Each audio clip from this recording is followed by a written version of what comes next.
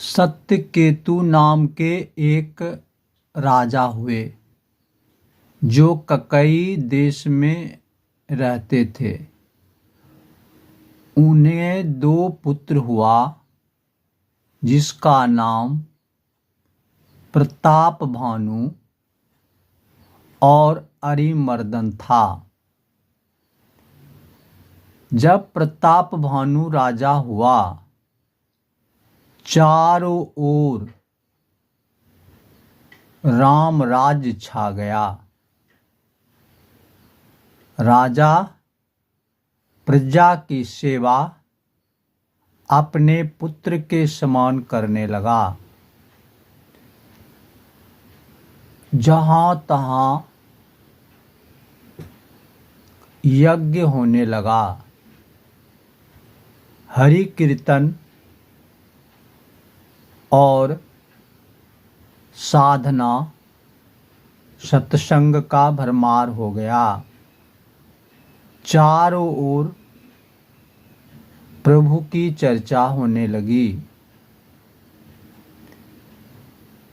इस तरह से कार्य करने पर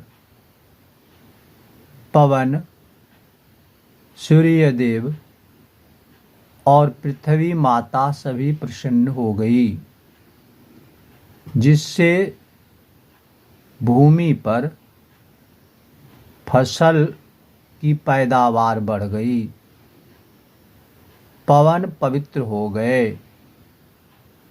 सूर्य अपने मीठे किरणों से लोगों को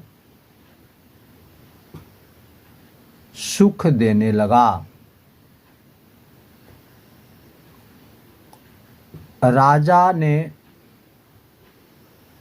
अपने राज्य का विस्तार करने के लिए एक मंत्री बनाया। वह मंत्री शुक्राचार्य की तरह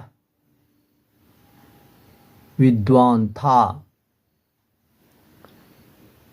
उन्होंने योजना बनाई और योजना बनाकर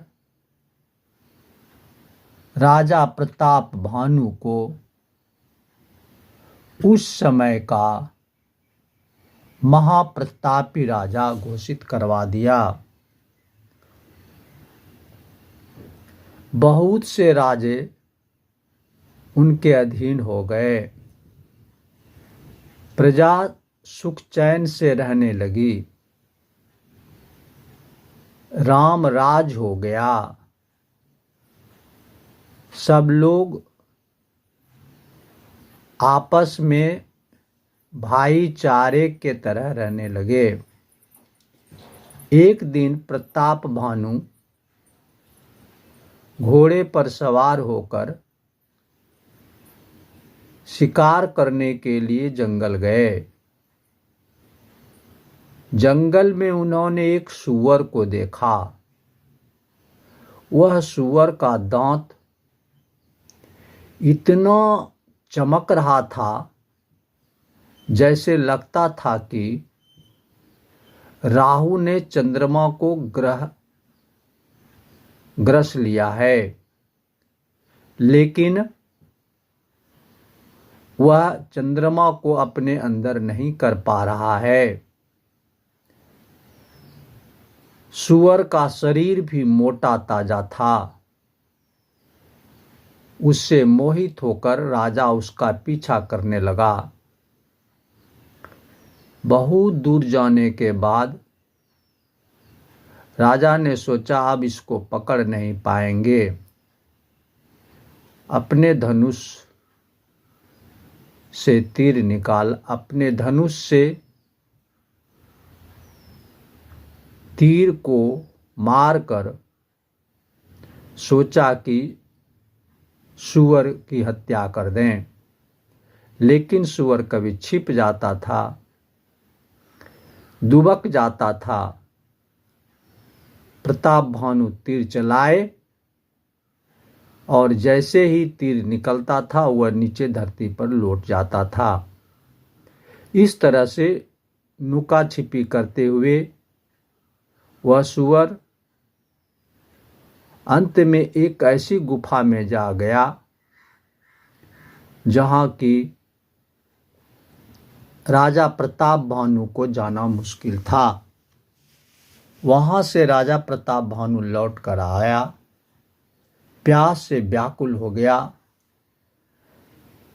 सूरज भी छिप गया था, चारों ओर अंधकार ही अंधकार था, वीरान जंगल था, कहीं किसी की आवाज नहीं आ रही थी। केवल सियार की आवाज से राजा का दिल दहल गया। रह रहकर सियार के झुंड उनके सामने से गुजरता था। वाह वाह वाह वाह की आवाज सुनकर राजा के मन में भय हो गया। प्यास भी लगी थी। राजा घोड़े को दौड़ाए जा रहा था। घोड़े को भी प्यास लग गई थी। घोड़ा भी दौड़ना नहीं चाह रहा था। तब राजा देखता है कि एक आश्रम बना हुआ है। वहां पर एक दीपक जल रहा है। दीपक को देखकर राजा के दिल में एक आस जगी। प्रकाश को देखकर जीवन में आशा की किरणें फूटती हैं। राजा धीरे धीरे उस आश्रम के पास गया। आश्रम में एक मुनि बैठे हुए थे। राजा ने उन्हें प्रणाम किया और अपनी प्यास बुझाने के लिए सरोवर या ताल तलैया के बारे में जानना चाहा। वह मुनि प्रताप भानु के द्वारा प्रताड़ित उसके राज्य को हड़प लिया था, इसलिए वह डर के मारे मुनि वेश में जंगल में रहता था। वह कपटी राजा प्रताप भानु को एक सरोवर बता दिया। वहां जाके राजा ने पानी पिया। प्रताप भानु के घोड़े ने भी पानी पिया। गर्मी का मौसम था। राजा प्रताप भानु स्नान भी किया। स्नान करने के बाद वह आया और बोला कि मुनिवर अब हम चलते हैं। कपटी राजा ने कहा, कहाँ जा रहे हो? क्या नाम है तेरा? तुमने कुछ बताया नहीं। बोला कि मैं प्रताप भानु नामक राजा का मंत्री हूँ। अपना नाम छिपाते हुए राजा ने कपटी राजा से कहा। कपटी मुनि पहचान गया कि यह तो प्रताप भानु है।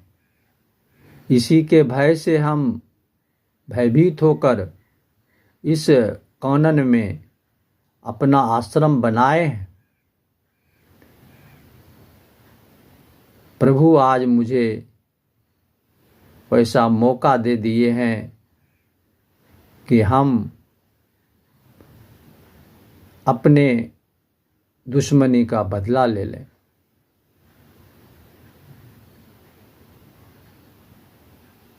प्रताप भानु को कहा, हे राजन, आप यहीं रहिए।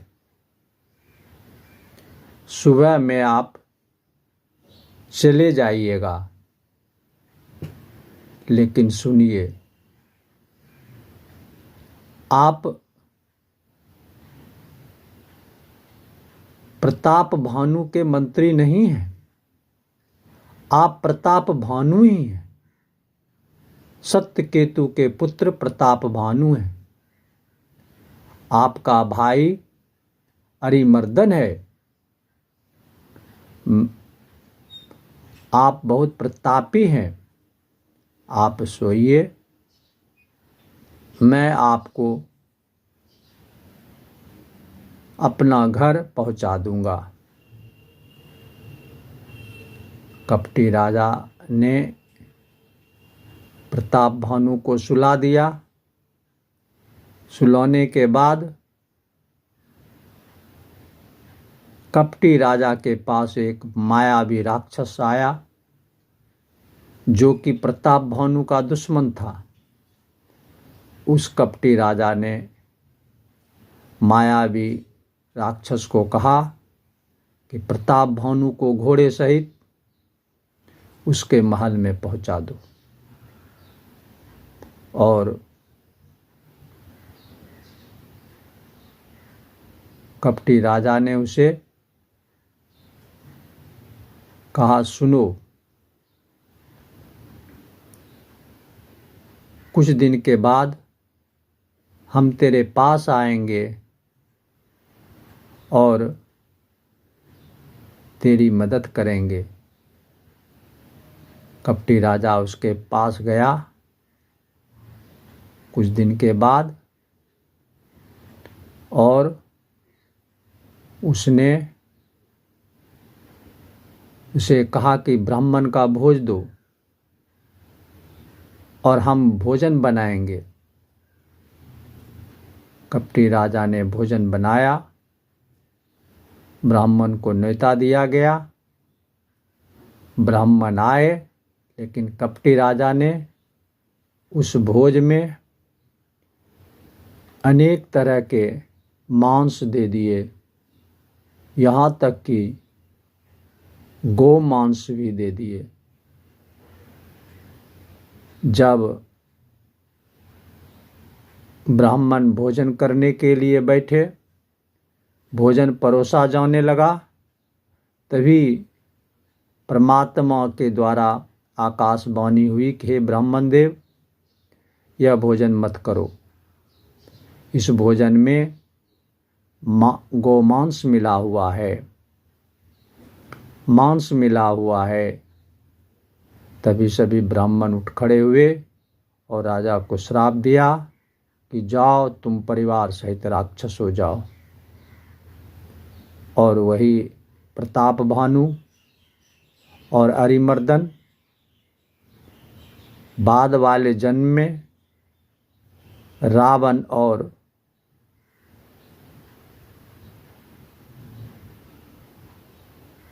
अपने भाई के साथ लंका में राक्षस बने और उस रावण का उद्धार करने के लिए प्रभु को फिर अवतार लेना पड़ा। एक अवतार की कहानी विनोद यादव के जवानी। जय श्री राम। होई है वही जो राम रचिरा खा, काहे तरक बढ़ावहि शाखा। सिया राम मैं सब जग जानी, करहूँ प्रणाम जोरी जुग पानी। जय श्री राम।